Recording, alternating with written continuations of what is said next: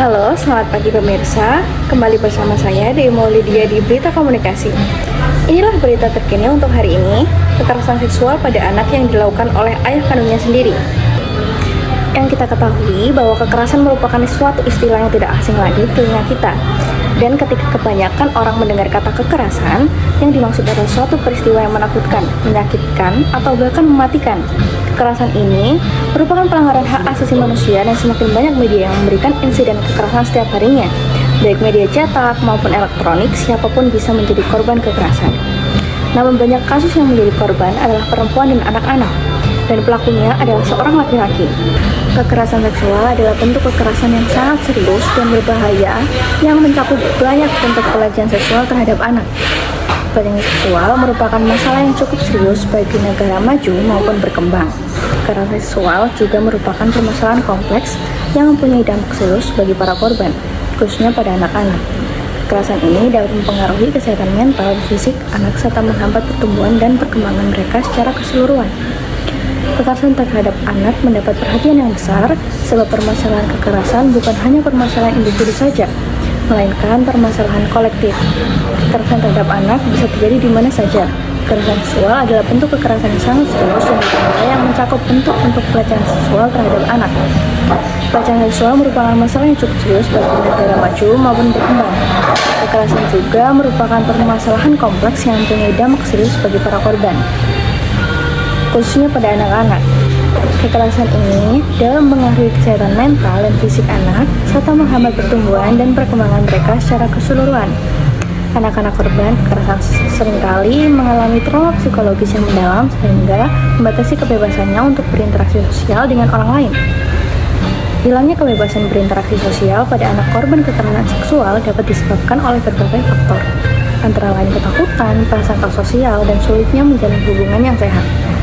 Anak-anak ini mungkin merasa cemas untuk berbagi pengalaman dan emosi mereka dengan orang lain, dan pada akhirnya mungkin tidak dapat berpartisipasi penuh dalam kegiatan sosial. Anak dalam arti sebenarnya adalah seorang yang dilahirkan sebagai penerus generasi sebelumnya dan menjadi cikal bakal generasi penerus. Anak merupakan sumber daya manusia dan bagian kekayaan pembangunan masa depan suatu negara. Oleh karena itu, anak harus diperlakukan sebagaimana mestinya agar tujuan bangsa dan mewariskan generasi sebelumnya tercapai. Namun, tidak seperti kasus satu ini. Pada kronologi kejadian, kasus seorang ibu dari anak berinisial S berumur 5 tahun dari Jakarta Timur mengaku anaknya dicabuli oleh ayah kandungnya sendiri. Kasus ini awalnya sudah diposting pada sosial media Instagram oleh akun Rizka Prilly sebagai ibu kandung korban. Kasus diposting sejak 5 Februari 2024 dan sudah dilaporkan kepada pihak berwajib. Namun, belum ada tindakan lebih lanjut atas laporan tersebut, sehingga ibu dari korban mengunggah informasi tersebut di Instagram supaya diketahui oleh pengguna Instagram lain dan membagikannya di jejaring sosial media lainnya. Hal ini dapat memungkinkan masyarakat untuk berpartisipasi dalam diskusi dan menyebarkan informasi tentang kasus tersebut. Hal ini dapat membantu meningkatkan tekanan pada pihak berwenang untuk menyelesaikan kasus tersebut dengan tuntas, serta dapat mengkritik kinerja pihak berwenang. Ibu dari S mengaku bahwa ia telah bercerai dengan suaminya dan menyerahkan korban kepada suami karena memang sudah lama tidak bertemu sebagai ayah dari anaknya. Dalam postingan video yang diunggah, terdapat beberapa rekaman percakapan antara ibu kandung dan korban.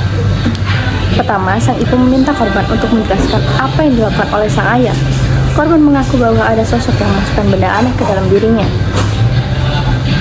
Korban mengaku bahwa pada malam hari, sang ayah mulai melancarkan aksinya. Korban juga mengeluh bahwa ia menjadi sakit lantaran ulah sang ayah.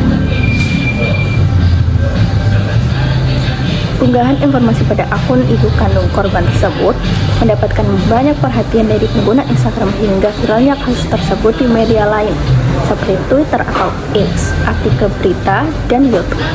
Deputi Bidang Perlindungan Khusus Anak Kemen PPPA, Nahar menyatakan perlunya memastikan agar korban mendapatkan pendampingan psikologis, pemeriksaan kesehatan, lanjutan pendidikan, dan pengasuhan alternatif untuk anak.